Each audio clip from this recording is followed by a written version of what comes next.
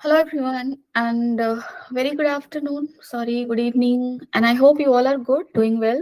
So, today in the class, what we are going to do, we are going to pick up from the point where we left the class previous day. Okay, I mean previous class. चलो, so let's see. Previous class में हम लोगों ने heat transfer के methods को पढ़ा था like conduction we finished long back and convection भी डिस्कस्ड बिट क्योंकि हमें कन्वेक्शन ज्यादा पढ़ना नहीं है radiation we discussed in previous classes radiation में हमने क्या डिस्कस किया था सबसे पहले हमने ये डिस्कस किया था कि अगर कोई बॉडी है उसकी टेम्परेचर अगर T है देन एंड उसका सरफेस एरिया A है then it will emit certain amount of energy and that formula was got covered by Stephens, right? So all those things we have studied already. Today in the class, we are going to pick up what is that Newton's law of cooling because I couldn't complete whole of that, though I covered half of it. But today I will start from there, from the beginning. Okay. So what is your Newton's law of cooling? Newton's law of cooling basically तब apply होता है जब हमारा body और surrounding के बीच में temperature difference कम हो सबसे पहली चीज टेम्परेचर डिफरेंस क्या होनी चाहिए कम उसके बाद अगर मेरे पास एक बॉडी है ऐसा इसका टेम्परेचर तुम कोई भी टी ले लो at any time T and atmosphere का टेम्परेचर कुछ भी टीएस ले लो जिसमें कि ये बॉडी रखा हुआ है ठीक है so actually rate of fall of temperature और द रेट विथ विच क्योंकि यहाँ पे मैंने लिया है कि T is greater than T S जैसे चाय का कप ले लो चाय के कप का इनिशियली जब चाय बनकर आता है तो उसका टेम्परेचर क्या है हाई है फ्रॉम द सराउंडिंग धीरे धीरे चाय ठंडी हो जाती है डन सो कैसे ठंडी होती है according to Newton's law of cooling क्योंकि वहां पे भी चाय और एटमॉस्फेयर के बीच में टेम्परेचर डिफरेंस ज्यादा नहीं है then not in the range of 100 or something, right? Less than that. There we can apply Coulomb's law. That is Newton's law of cooling. Now here, Newton's law of cooling क्या कहता है वो ये कहता है कि जो rate of loss of heat है जैसे चाय के कप को इमेजिन कर लो ये चाय का कप अगर किसी भी टी टाइम पे टी टेम्परेचर पे है तब जिस रेट से वो हीट को लूज करेगा that will be directly proportional to delta T where delta T is what temperature of that T minus temperature of surrounding. So this is your delta T and this is directly proportional to this. This is your Newton's law of cooling. और जब Newton's law of cooling के लिए delta T versus time का graph जब हम बनाते हैं तो हमें ये पता चलता है डेल्टा टी क्या है टेम्परेचर डिफरेंस इनिशियली जब चाय बहुत ठंडी होती है बहुत ठंडी से बहुत गर्म होती है तब बहुत गर्म से थोड़ा लाइक जब वो बहुत गर्म होती है तब वो टेम्परेचर जल्दी जल्दी लूज करता है और जब वो थोड़ा लाइक ऑलमोस्ट ठंडी हो चुकी है तब बिल्कुल ठंडी होने का मतलब रूम टेम्परेचर तक आने में वो ज्यादा वक्त लेता है कहने का मतलब कि जब temperature difference that is delta T जब ज्यादा होता है ना तो rate of fall of temperature भी क्या होता है ज्यादा होता है ठीक है और ग्रेजुअली जैसे जैसे टेम्परेचर चाय का एटमॉस्फेयर से क्लोज चलता जाता है वैसे वैसे rate of fall of temperature भी क्या हो जाता है घट जाता है जैसे इस ग्राफ से दिख रहा है इस ग्राफ के इस पॉइंट को अगर तुम देखोगे इस पॉइंट में अगर आप देखोगे तो क्या होगा कितना होगा इस पॉइंट पे जो स्लोप का वैल्यू है वो कितना है स्लोप का मतलब इस ग्राफ ये है डेल्टा टी वर्सेस टाइम का ग्राफ यहाँ पे स्लोप किसके बराबर होगा delta T by T rate of fall of temperature will get given by what slope of the curve इस पॉइंट पे स्लोप क्या है देखो इतना ये ज्यादा स्लोपी है रादर देन अगर तुम इस पॉइंट पे स्लोप बनाओ तो डन ठीक है और जैसे यहाँ पे देख लो यहाँ ये और लेस स्लोपी हो गया क्योंकि लेस स्लोपी कहने का मतलब ऐसा लाइन जो एक्स एक्सिस से पॉजिटिव एक्स एक्सिस से लाइक टैन स्लोप के लिए तुम पॉजिटिव एक्स एक्सिस से एंगल लेते हैं लेकिन अगर यहाँ पे तुम्हें समझना है तो ऐसे देख सकते हो जैसे इस लाइन को देखो ये इतना एंगल बनाया ठीक है सेकेंड लाइन को तुम देखो ये इससे कम एंगल बनाया और थर्ड लाइन को देखो वो उससे भी कम एंगल बनाया ठीक है जैसे जैसे हम टाइम बढ़ता जा रहा है rate of fall of temperature जो कि स्लोप है वो भी क्या हो रहा है घटता जा रहा है डन। सो इनिशियली वो टेम्परेचर जल्दी लूज करेगा और धीरे धीरे वो थोड़ा वक्त लेगा टेम्परेचर को लूज करने में. This is all the understandings that you can take from this graph, and this is very crucial. और mathematically Newton's law of cooling का statement क्या था? Rate with which it will lose heat will be directly proportional to delta T. चलो अभी इस statement पे हम काम करते हैं. डन, मैथमेटिक्स पे जाते हैं. So why minus sign is given here, क्योंकि dq ये क्या है? Rate amount of heat losing. Initially उसके पास ज्यादा हीट है. ऐसे हीट को एब्सोल्यूट टर्म में हम डिफाइन नहीं करते, रिलेटिव टर्म में डिफाइन करते हैं, बट स्टिल जब चाय ज्यादा गर्म है तो उसका ज्यादा टेंडेंसी है हीट को लूज करने का. यानी कि और जब चाय की टेम्परेचर घट रही है तब उसके पास कह सकते हैं कि कम हीट है. डन. सो डी क्यू क्या है तुम्हारा? डी क्यू है तुम्हारा Q2 माइनस Q1. सो इनिशियली वो ज्यादा हीट लूज करेगा rather than after some time. Done. So this Q2 minus Q1 जो टर्म है वहां पे Q1 is greater than Q2. Done है. और अगर Q2 माइनस Q1 कर रहे हो तो इनहेरेंटली ये नेगेटिव है और मुझे रेट को हमेशा पॉजिटिव रखना होता है हमें मैथमेटिक्स में. And that is why to make it positive we are giving it negative sign, because dq is inherently what? Negative. Okay. चलो अब हम लोग क्या करेंगे, यहाँ पे देखो dq by dt को हम क्या लिख सकते हैं? k delta t, where k is a constant. Now the question is, this k depends on what? This is a very good question. Depends on what? How we can solve this thing? This is a very important concept. Ki how we will get to know what is the value of k. Okay. So value of k means what? On what parameters k will depend? What are those things? Okay. So चलो इसके constant को explore करते हैं. इसको explore करने के लिए मैंने यहाँ पे अगेन ग्राफ तो उसको ड्रॉन रहने दो. मैंने यहाँ पे लिया ये. ठीक है. अब सपोज कर लो मैंने एक चाय के कप को लिया. ठीक है.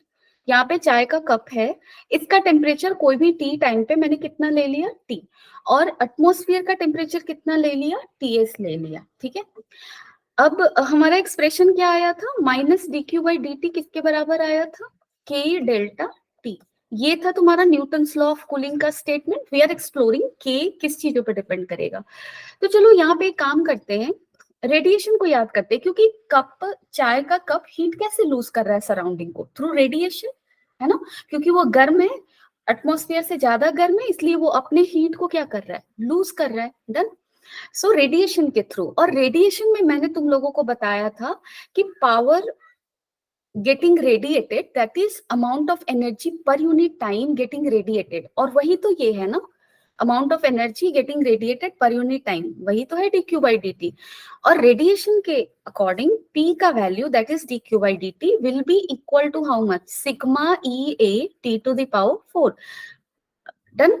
अगर ये होगा तुम्हारा net power. Net power radiated का फॉर्मूला मैंने क्या बताया था? अगर कोई चीज सराउंडिंग में रखा हुआ है तो तुम लोगों को याद होगा, t to the power 4 minus ts का power 4. So this is the thing, right? E क्या है तुम्हारा? एमिसिविटी है, जो कि डिपेंड करेगा चाय पे, that is characteristic of material. A क्या है तुम्हारा? Surface area of T expose to the environment and that is your A. So E और A तो तुम लोग ऑलरेडी जान रहे हो. अब एक काम करो, यहाँ पे T को हम क्या लिख सकते हैं? डेल्टा T हमारा क्या है? डेल्टा T हमारा है at any time T minus TS. ठीक है. So what we can write here, T को हम लोग क्या लिख सकते हैं? T को हम लोग लिख सकते हैं TS प्लस डेल्टा T. लिख सकते हैं. T को क्या लिख सकते हैं? TS plus delta T. Let's do that now. So यहाँ पे P इक्वल टू कितना आ रहा है? Sigma EA. T का वैल्यू मैं क्या रख रही हूँ? TS प्लस डेल्टा T का पावर क्या रखोगे? 4. जस्ट कैलकुलेशन है. ठीक है. Let's do it. So sigma EA TS का, अब देखो ये पावर 4 है, ब्रेक करना काफी डिफिकल्ट है. यहाँ पे एक काम करो, TS का पावर 4 इस स्टेटमेंट में कॉमन ले लो. सो अगर कॉमन लोगे TS का power 4, 1 plus delta T by TS power 4 minus TS का पावर 4. ठीक है. और मैंने स्टार्टिंग में बोला था Newton's law of cooling is applicable only when delta T is small. So delta T here is small. Delta T क्या है तुम्हारा? स्मॉल है. This is what, this is small. और तुम लोगों को पता है कि अगर 1 + x⁴ is equal to 1 + nx if x is far less than 1। ठीक है, और यहाँ पे देखो delta T is very small, delta T by T S क्या होगा, और छोटा हो जाएगा। तो ये delta T by T S को अगर x बुलाओ तो x is far less than 1, so we can use this expansion thing। okay, this expansion thing I have discussed before also। अब देखो ये फिजिक्स में इतना मैथमेटिक्स याद रखना बहुत जरूरी है। सिग्मा ई ए, अब इस चीज को हम यूज करेंगे, टी एस का पावर 4, यहाँ पे मैं क्या लिखूंगी, 1 + x का पावर 4 है, सो 1 + 4 delta T by T S minus T S का पावर 4। अब आप ध्यान से देखो, अगर इस, सॉरी यहाँ पे ये ऐसे ब्रैकेट जाएगा, अगर ब्रैकेट को ब्रेक करोगे तो ये टी एस का power 4 1 plus, like T S का पावर 4 अगर कॉमन लेते हो तो चलो एक काम करते हैं, पावर पी को हम फिर से लिखते हैं।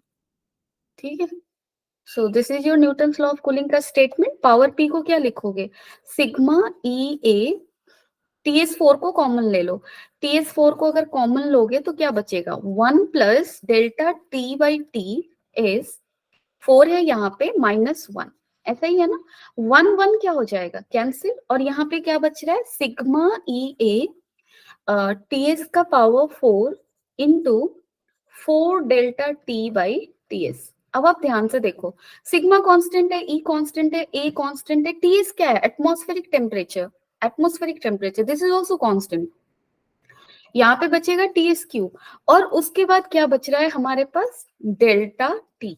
सो यहाँ पे अगर ध्यान से देखो तो पावर है, इस स्टेटमेंट से क्या मिल रहा है मुझे, power is directly proportional to temperature difference. Power means rate of loss of heat, that is dq by dt, so dq by dt is directly proportional to delta t, it is coming from here।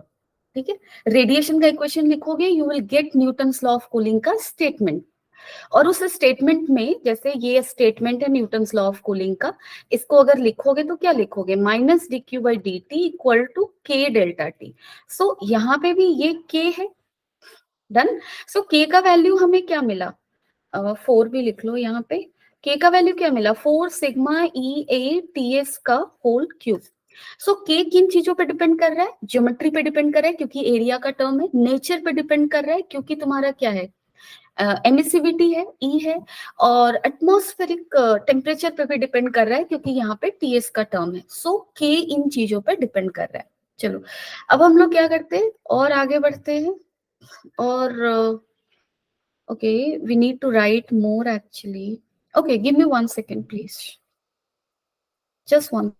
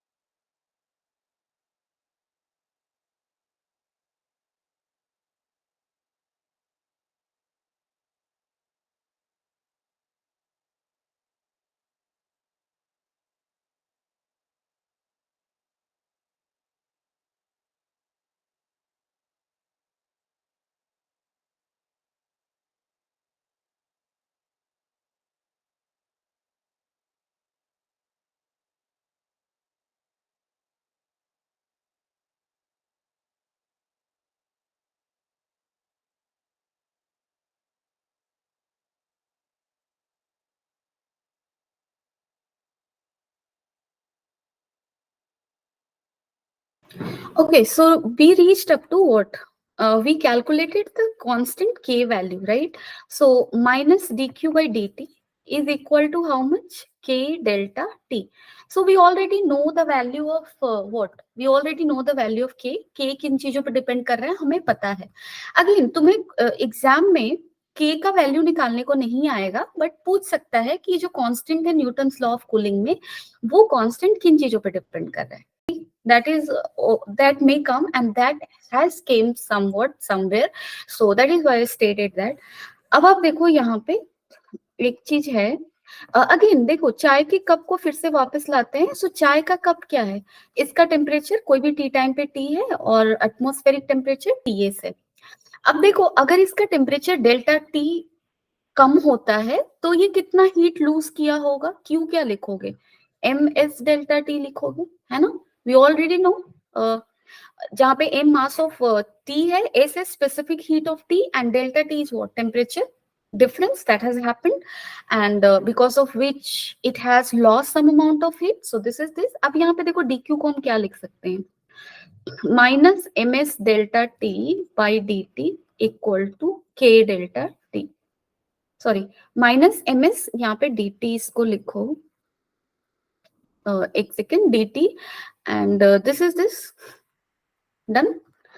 Means for small temperature difference I am doing this, तो इसको और small कर दो, मैंने और small किया तो ये क्या हो जाएगा, ये हो जाएगा तुम्हारा डी टी, ठीक है। So this is this minus M S D T by this. अब आप फिर से इसको लिखो, क्या लिखोगे, minus M S D T by K, delta T को इधर लेकर आ जाओ।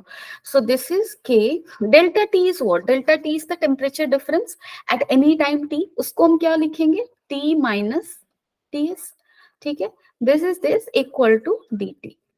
So this is minus M S by K D T by T minus T S equal to D T. कुछ ऐसा एक्सप्रेशन आया, इसका क्या मतलब है, हम ये निकालने की कोशिश करेंगे। सपोज तुम्हें क्वेश्चन में ऐसा दिया है कि चाय का टेम्परेचर कोई भी टी टाइम पे T1 है, तो बताओ कि वो कितने टाइम के बाद उसका टेम्परेचर क्या हो जाएगा, T2 हो जाएगा। ओके, अब है, lost your connection. So what I was explaining is कि मैं यहाँ पे ये करने की कोशिश कर रही हूँ, what I did is, small temperature difference के लिए वो कितना हीट लूज करेगा, M S D T. So M S D T I have written, और यहाँ पे ये जो डेल्टा टी है वो क्या है, कोई भी टी टाइम पे टेम्परेचर डिफरेंस है, ठीक है, between system and the surrounding. System यहाँ पे मैंने क्या लिया है, चाय को लिया है। So this is delta T, delta T को मैंने क्या लिख दिया, ये क्या है तुम्हारा डेल्टा टी, क्या है, टी माइनस टी एस है, ठीक है। सो उसको मैंने यहाँ लिख दिया और इस तरह से कैलकुलेट किया। अब देखो, इसको अगर मैं कैलकुलेट करूं, इंटीग्रेट कर सकते हैं दोनों साइड। सो अगर तुम इसको इंटीग्रेट करो D T by T minus T S, तो ये क्या हो जाएगा, L N T minus T S, है ना। क्योंकि तुम लोगों को पता है dx बाई एक्स का इंटीग्रेशन क्या होता है, एल एन एक्स होता है, और अगर x के साथ कोई कांस्टेंट एडेड है, सब्सट्रैक्टेड है, तो एल एन एक्स प्लस ए या एक्स माइनस ए, इसलिए ऐसा हुआ यहाँ पे। और टेम्परेचर कहाँ से कहाँ तक वेरी कर रहा है, सपोज तुम्हें क्वेश्चन में ये दिया रहा कि चाय का टेम्परेचर T1 से T2 जाना है तो कितना टाइम लगेगा, ठीक है। चाय का टेम्परेचर 50 डिग्री से 40 डिग्री जाना है, गिवन की एटमॉस्फेयर का टेम्परेचर 25 डिग्री है। मैंने एक क्वेश्चन दिया कि सपोज चाय का टेम्परेचर 50 डिग्री है, सो 50 से 40 डिग्री आने में उसको कितना टाइम लगेगा, given environment temperature is 25 degree, तो कैसे कैलकुलेट करेंगे। So for that this formula is important. अब सपोज कर लो T1 से T2 टेम्परेचर पर हमें जाना है, कितने टाइम में जाएंगे, इस कांस्टेंट को इधर ले लो, के बाई एम एस भी एक कांस्टेंट है, इस पूरे को कैपिटल के मान लेना, मान सकते हैं, है ना। सो ये कितना हो जाएगा, अब ध्यान से देखो, इसको क्या लिखोगे, लिमिट रख दो, लिमिट रखोगे तो होगा L N T two minus T S by T one minus T S equal to minus K T. K किसको लिखा मैंने, ये किसके बदले लिखा हमने, स्मॉल के बाई एम एस को लिखा, के बाई स्मॉल के बाई एम एस को कैपिटल के लिखा है, ठीक है। अब देखो यहाँ पे एल एन इधर है, इसको इधर ले जाना है, तो तुम लोगों को एक चीज पता होगा, और वो ये है कि अगर यहाँ पे L N X equal to P है, तो एक्स को क्या लिख सकते हो, ई टू दावर पी लिख सकते हो, ठीक है। So same thing I am going to do here, X की जगह पे है यहाँ पे T two minus T S by T one minus T S equal to क्या होगा, E to the power minus K T. So this is the formula, final formula. अगर तुम्हें क्वेश्चन में दिया है कि टेम्परेचर T1 से T2 ले जाना है, तो बताओ कैसे वैल्यूज रखेंगे, ठीक है। So this is how you can solve it, okay. I hope it is done, any doubt, if you have any doubt I'm giving you 30 seconds, okay।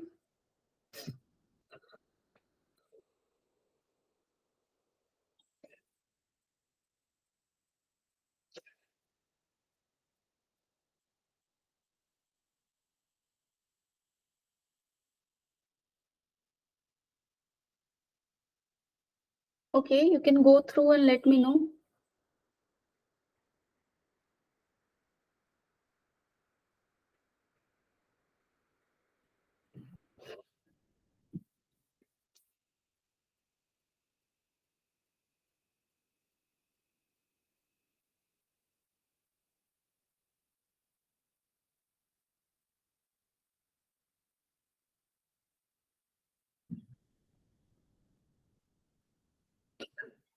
Okay, done, no doubt then. Okay, so we are done with three things. That is your what? Heat transfer हमारा खत्म हो गया. Conduction मैंने पढ़ाया, convection मैंने पढ़ाया और radiation पढ़ाया. कन्वेक्शन में ज्यादा पढ़ना नहीं था, जस्ट डेफिनेशन. तो वो जस्ट डेफिनेशन किया हमने और रेडिएशन को हमने एक्सटेंसिवली पढ़ा, है ना. So radiation ends with Newton's law of cooling. Newton's law of cooling का स्टेटमेंट क्या है? उसका स्टेटमेंट है कि rate of loss of heat is directly proportional to the temperature difference. उसका जो ग्राफ है, तुम लोग एनसीईआरटी प्लीज रेफर करना. एक तो ग्राफ ये है डेल्टा टी वर्सेस टाइम का. सो वो ऐसा ग्राफ होगा. इससे ये पता चलता है कि जब टेम्परेचर डिफरेंस ज्यादा होगा तब rate of fall of temperature भी ज्यादा होगा. और जब टेम्परेचर डिफरेंस डेल्टा टी जब कम होगा तब rate of fall of temperature भी क्या होगा? कम होगा. This is the graph. उसके बाद हमने यहाँ पे रेडिएशन, क्योंकि यहाँ पे न्यूटन्स लॉ ऑफ कूलिंग में जो बॉडी कूल हो रहा है वो रेडिएशन के थ्रू कूल हो रहा है, इसलिए dq by dt that is power. Power को मैंने निकाला बाय यूजिंग स्टीफेंस लॉ, क्योंकि स्टीफेंस लॉ में भी हमने पढ़ा था पावर होता है सिग्मा ई ए. अगर मुझे निकालना है बॉडी टी टेम्परेचर पे कितना पावर रेडिएट करेगा तो sigma E A T to the power 4. लेकिन अगर बॉडी किसी भी एटमॉस्फेयर में रखा है और मुझे पूछा गया कि नेट कितना पावर रेडिएट करेगा तो sigma E A T to the power 4 minus T S का पावर 4. मैंने कैलकुलेशन किया, मुझे पावर का वैल्यू कुछ कितना आया, सिग्मा ई ए, है ना, T sigma E A 4 sigma E A T S का क्यूब डेल्टा टी. सो यहां से प्रूफ हो गया कि power rate of loss of heat minus D Q by D T is directly proportional to temperature का difference. उसके बाद हमने क्या किया, this is D Q rate of loss of heat energy. और हीट एनर्जी के लॉस को temperature difference के टर्म में कैसे लिख सकते हैं? एमएसडीटी लिख सकते हैं. Done. So that thing I have done in the next part. और वहां पे वो यूज करके हमने क्या निकाला कि कोई भी टी टाइम पे टेम्परेचर, कोई भी लाइक कोई भी अगर मुझे निकालना है T1 से T2 कितने टाइम में जाएगा, we can do that. Again in your book there is a graph between temperature versus time also, so please go through that in your textbook. So it's very important you will go through it. Learning objective, what we are going to read? We are going to read thermodynamics. अब thermodynamics क्या है? We will see it later, but उससे पहले क्या क्या पढ़ना है हमें? So basic terms को देखेंगे थर्मोडायनेमिक्स में, लॉज ऑफ थर्मोडायनेमिक्स देखेंगे, हीट इंजन को पढ़ेंगे. ये तीन चीज हमें पढ़ना है. First thing I will complete today, and laws of thermodynamics will start from tomorrow, and heat engine we will finish by one more class. ठीक है, बहुत इजी है. चलो, सो थर्मोडायनेमिक्स क्या है? दो चीज से बना है, दो शब्द को मिलाकर बना है. थर्मो, थर्मो का मतलब क्या होता है? हीट. और डायनेमिक्स का मतलब क्या होता है? अगर ऐसे देखो तो मैकेनिक्स में अगर जाओगे तो डायनेमिक्स का मतलब होता था कि कोई भी मोशन जो हो रहा है, मोशन के पीछे कॉज क्या है, यही था ना डायनेमिक्स. जैसे हमने काइनेमेटिक्स पढ़ा, काइनेमेटिक्स के बाद हम डायनेमिक्स पढ़ते हैं. काइनेमेटिक्स में हम पढ़ रहे थे कि वो कितने टाइम में कितना डिस्टेंस, कितना डिस्प्लेसमेंट कवर किया. डायनेमिक्स में हम पढ़ रहे थे कि वो मोशन में हुआ तो किस फोर्स की वजह से हुआ, कौन कौन से फोर्स लगे, सो reason.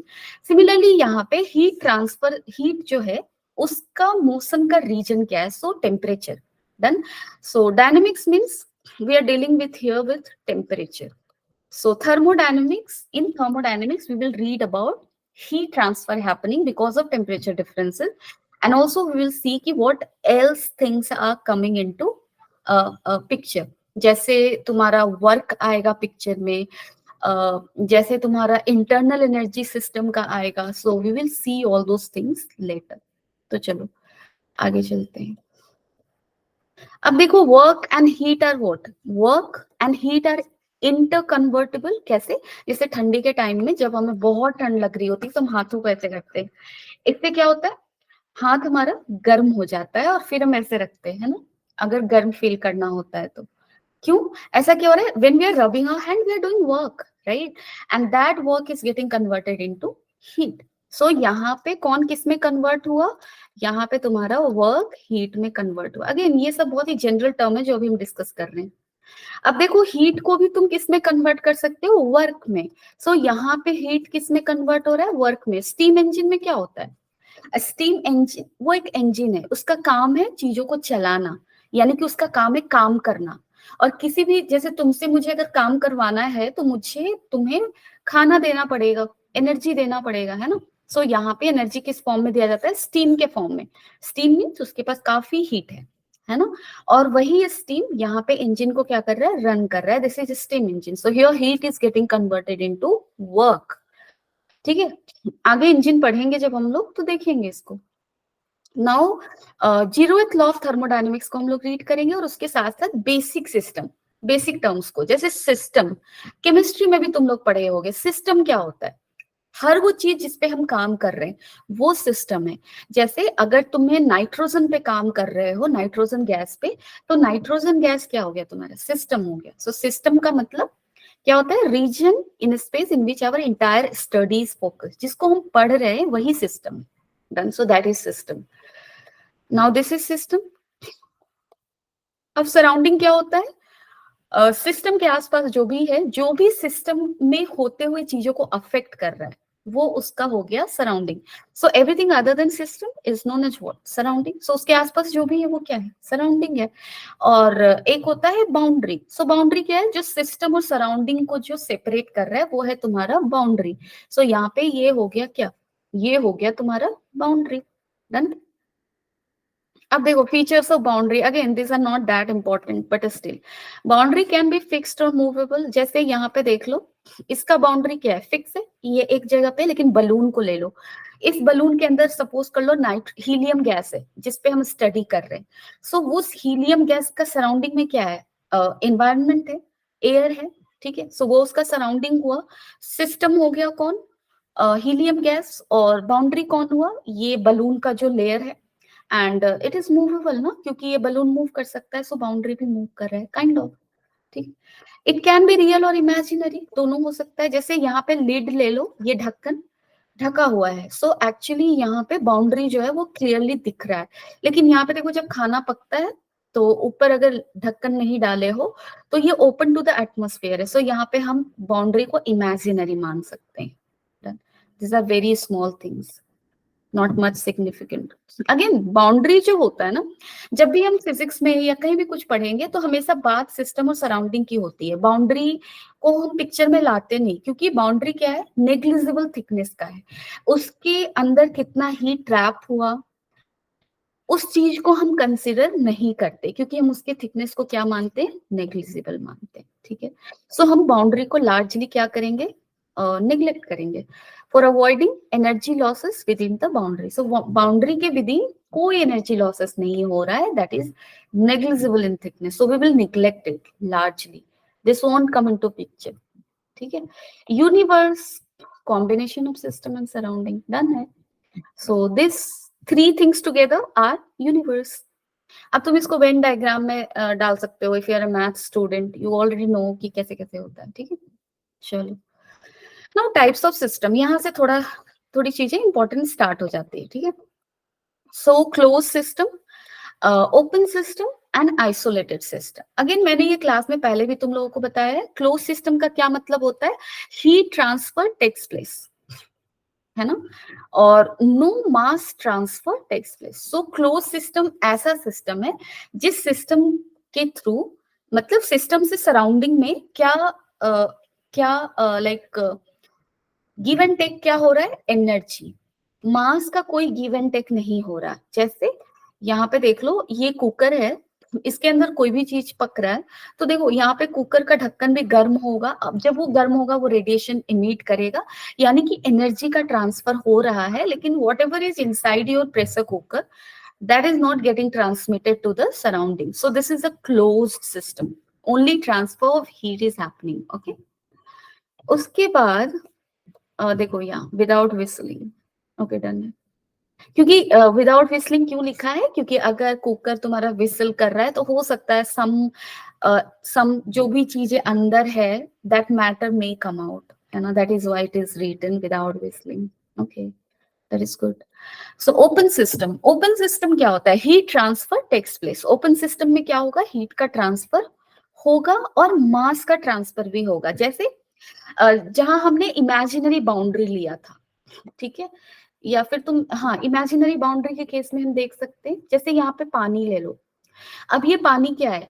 T in a cup या वाटर इन अ कप बहुत हॉट है, तो यहाँ से सराउंडिंग में क्या ट्रांसफर हो रहा है? हीट तो ट्रांसफर हो रहा है, साथ साथ मैटर भी हो रहा है. अगर टी के केस में नहीं समझ पा रहे हो तो ऐसे देखो, अगर इस कंटेनर में पानी रखा हुआ है, इसको तुम सनलाइट में छोड़ दो, तो क्या होगा? सनलाइट में छोड़ दोगे तो पानी धीरे धीरे धीरे धीरे यहाँ से उड़ता जाएगा, यानी कि ये जो ट्रे है इसमें वाटर का अमाउंट कम हो जाएगा. इसका मतलब क्या हुआ? हीट का ट्रांसफर तो हुआ, सराउंडिंग से हीट आया इस वाटर के पास, और वो वाटर, वो हीट इस वाटर को इवेपोरेट किया, डन, वेपराइज किया, और इस तरह से वाटर भी यहाँ से किसमें ट्रांसफर हो गया? सराउंडिंग में. सो ओपन सिस्टम में क्या होगा? तुम्हारा हीट का भी ट्रांसफर होगा और मास का भी ट्रांसफर होगा. ठीक है. And there is one very strong system, that is isolated system. यहाँ पे ना तो हीट का ट्रांसफर होगा और ना ही मास का ट्रांसफर होगा. जैसे तुम्हारा क्या होता है? थर्मोफ्लास्क. थर्मोफ्लास्क में कहते हैं ना, अगर पानी गर्म रख दो तो गर्म ही रहता है. अगर बेस्ट क्वालिटी का थर्मोफ्लास्क है तो क्या होगा? पानी ठंडा नहीं होगा. क्यों? क्योंकि जो वाटर जिसमें रखा गया है ना, यहाँ पे ये बनाया कैसे जाता है फ्लास्क? यहाँ पे इंसुलेटिंग लेयर डाला गया है. ठीक है. ये हीट यहाँ से कंडक्शन से ट्रांसफर नहीं हो सकता, क्योंकि ये क्या है? इंसुलेटर. और सिंस हीट ट्रांसफर नहीं हो रहा है, ये वाले रीजन गर्म नहीं होंगे तो एनर्जी रेडिएट भी नहीं करेंगे. इस वाटर का एनर्जी को वो रेडिएट भी नहीं कर पाएंगे. ठीक है. So that is how thermoflask work. Okay. So isolated system में क्या होगा? दोनों का ही ट्रांसफर नहीं होगा. ओपन सिस्टम में दोनों का ट्रांसफर होगा. क्लोज सिस्टम में ओनली एनर्जी का ट्रांसफर होगा. और जनरली हम लोग फिजिक्स में जब पढ़ेंगे तो we will discuss largely with close system, जहां पे मास का ट्रांसफर नहीं हो रहा है, बट किसका ट्रांसफर हो रहा है? एनर्जी का ट्रांसफर हो रहा है. ठीक है. चलो आगे देखते हैं. So isolated system is a special case of close system, कह सकते हैं. क्लोज सिस्टम में क्या हो रहा था? मीन्स इससे बेटर है इसको आइसोलेटेड सिस्टम बुलाओ, क्योंकि ये स्पेशल केस इसलिए कह रहा है क्योंकि यहाँ पे हीट का ट्रांसफर भी नहीं हो रहा है. So this is a special case it is naming, but again call it more comfortably isolated system. Okay. चलो, properties of a system. Again properties क्या है? वो कैरेक्टरिस्टिक, वो पहचान जो उस सिस्टम को आइडेंटिफाई करेगा. ठीक है. हर इंसान का कुछ ना कुछ पहचान होता है जो उसको अलग बनाता है. उसी तरह से हर सिस्टम का एक पहचान होगा जो उसको अलग बनाएगा. ठीक है.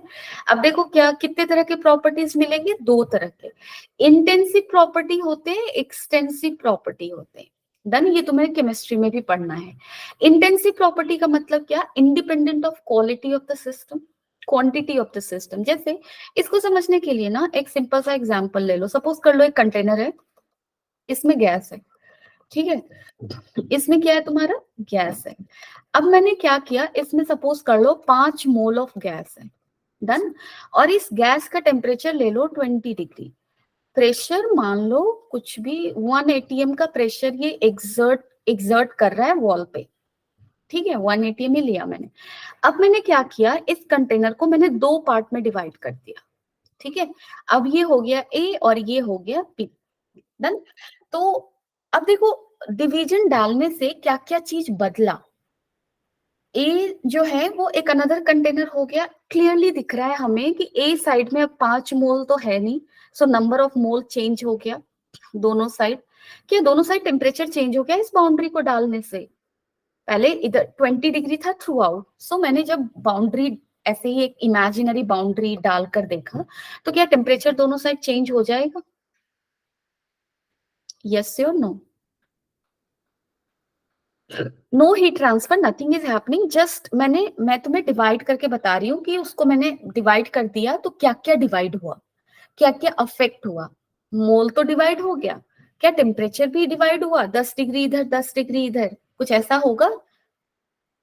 That you have to see.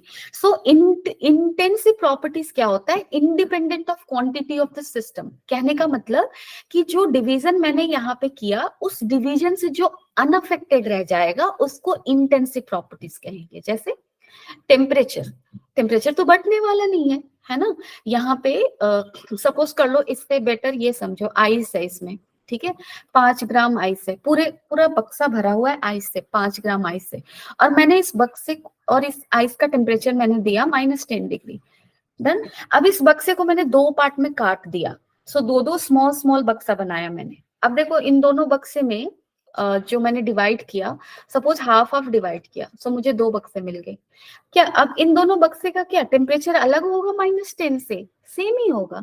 So division से, क्वांटिटी से जो डिपेंड नहीं करेगा वो इंटेंसिव प्रॉपर्टी। जब भी भूल जाओ, सिंपल डिवाइड करके देख लो क्या क्या डिवाइड हो रहा है। सो जो डिवाइड नहीं हो रहा है वो इंटेंसिव है, और जो डिवाइड होगा वो एक्सटेंसिव है। Done. So depends on the quantity of system. और एग्जांपल क्या क्या होगा? मास, वॉल्यूम। यस, डिवाइड किया तो वॉल्यूम भी चेंज हो गया, है ना। इधर का वॉल्यूम कुछ और हुआ, इधर का कुछ और हुआ, जैसे इसका वॉल्यूम कुछ और, इसका कुछ और। दो यहाँ पे मैंने इक्वल इक्वल डिवाइड किया तो सेम रह गया, बट प्रीवियस से तो चेंज हुआ ना। प्रीवियस वॉल्यूम कितना था, टोटल कुछ और था, और फाइनल V/2 हो गया। देन एनर्जी, एनर्जी चेंज होगा, क्योंकि इस साइड में देखो कितने सारे मोल्स हैं। सपोज कर लो इस साइड 3 मोल गए और इस साइड 2 मोल गए, सो इधर 3 मोल गैस की एनर्जी है। हर एटम के पास सर्टेन एनर्जी होता है। 3 मोल के पास कितना एटम होगा? 3 × एवोगैड्रो नंबर। सो हर एटम का एक एनर्जी है। इतने एटम का एनर्जी किसके पास रह गया? ए साइड रह गया। और बी साइड कितने एटम का एनर्जी रहा? 2 × Na। सो डेफिनेटली एनर्जी क्या हो गया? डिवाइड हो गया। सो इंटेंसिव एक्सटेंसिव प्रॉपर्टी समझ के, इंटेंसिव मतलब जो डिवीजन से चेंज नहीं होगा, एक्सटेंसिव जिसको डिवाइड करते ही बदल जाए। वो जैसे रूम जिस कमरे में तुम बैठे हो, उस कमरे में एक बीच में दीवार खड़ी कर दो, तो 2 छोटा छोटा कमरा बन जाएगा जिसका वॉल्यूम पहले से डिफरेंट होगा। ठीक है। और लेकिन हर कमरे का प्रेशर तो सेम होगा, एटमॉस्फेरिक टेम्परेचर भी सेम होगा, रूम टेम्परेचर, ठीक है, और मास भी चेंज हो गया over. So this is intensive and extensive. Now state of a system, ये क्या है? जैसे देखो हर इंसान का, जैसे तुम कहीं हो, तुम्हारा एक एड्रेस है ना। सपोज किसी भी ए पर्सन का मैं एड्रेस बता रही हूँ कि ये पर्सन कहाँ रहता है, ये पालमपुर में रहता है, सपोज कर लो ये पालमपुर में रहता है।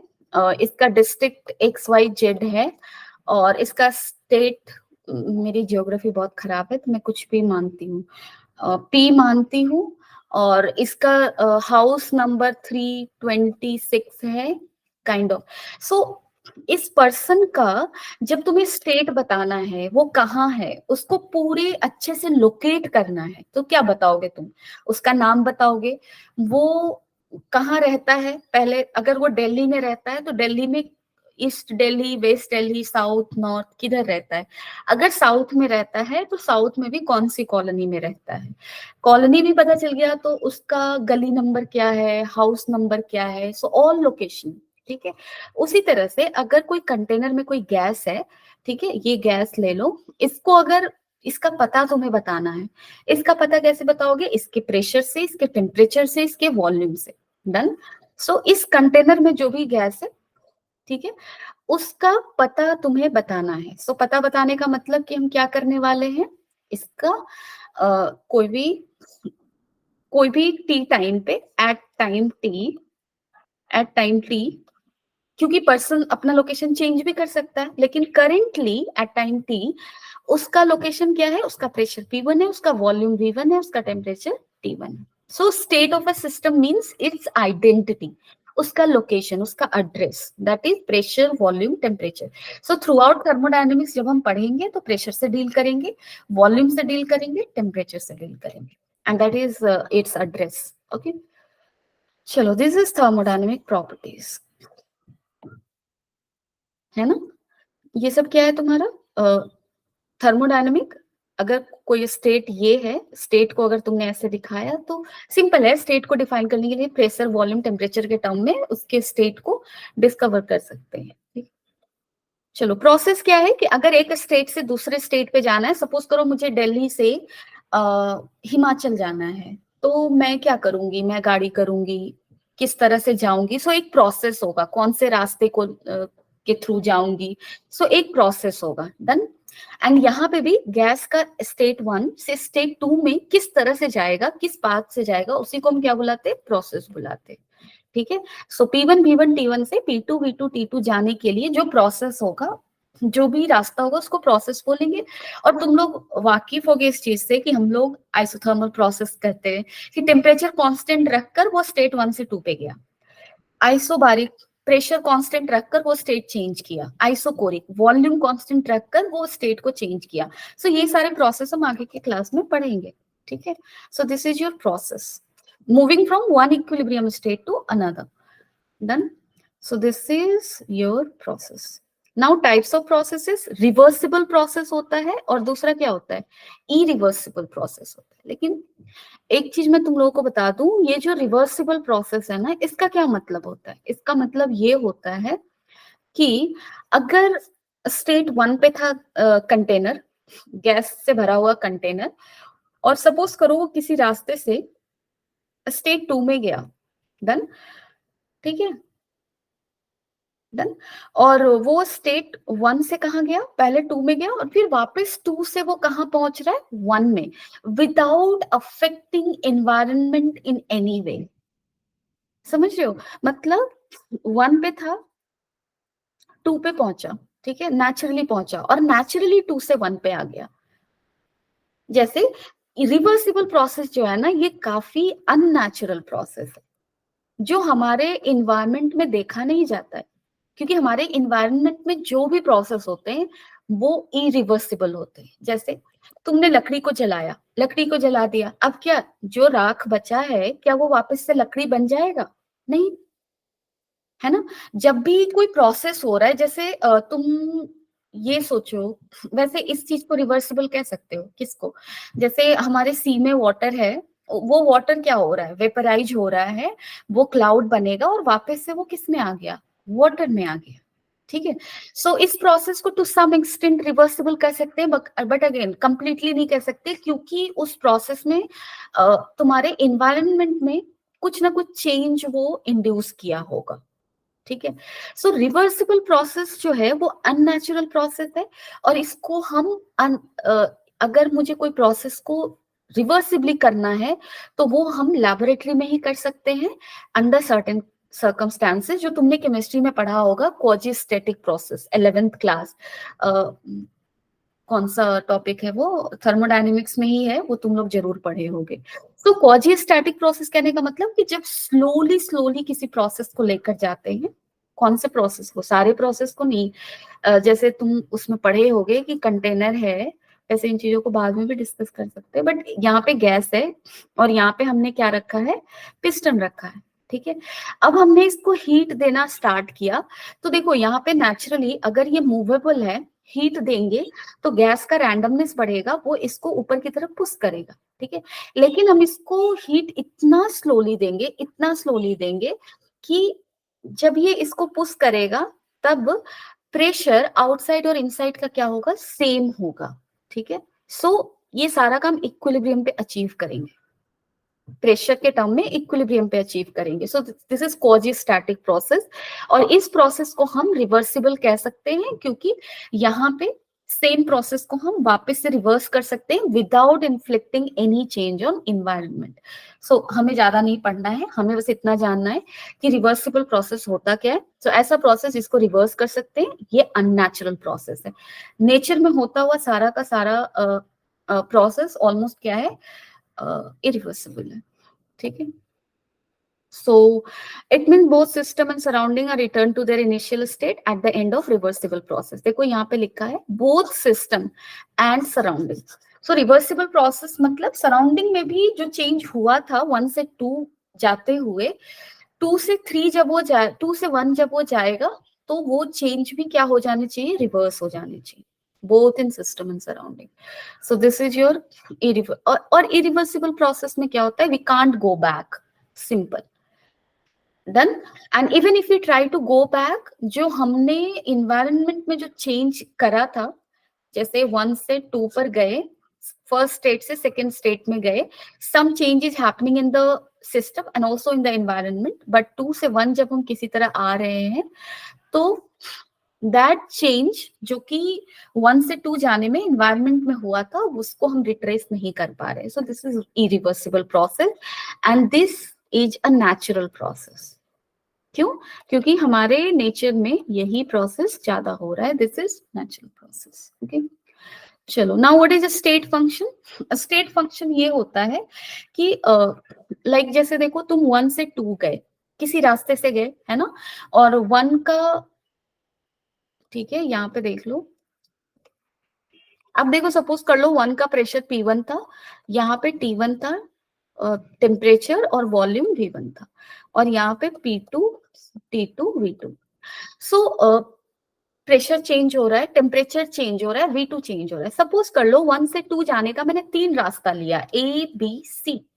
सो अगर मैं A से जाऊं या B से जाऊं या C से जाऊं, अगर कोई भी रास्ता लूं, और हर रास्ते के थ्रू अगर चेंज सेम हो रहा है किसी भी पर्टिकुलर थर्मोडायनेमिक प्रॉपर्टी के लिए, जैसे सपोज कर लो मैं टेम्परेचर को लेती हूँ.